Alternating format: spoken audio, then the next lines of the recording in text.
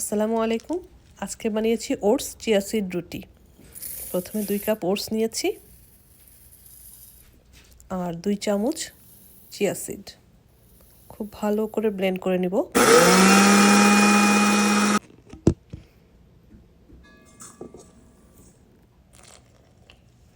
হালকা কুসুম গরম পানি দিব।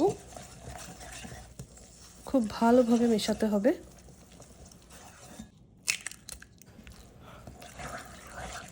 এখন একটা ডিম, অল্প লবণ আর পানি দিয়ে আরো ভালো করে মেশাবো।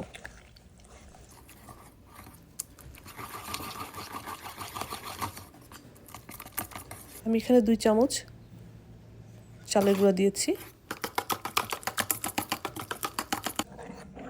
এই যে এমন একটা ঘন ব্যাটার হবে। এখন তাওয়ায় তেল ব্রাশ করে খোলা যাওয়া পিঠার মতো করে ছড়িয়ে ভাজতে হবে।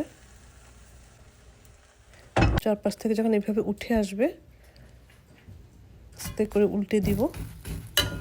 2 পাশ হয়ে গেলে এই তো খুব নরম ওটস চিয়া সিড রুটি।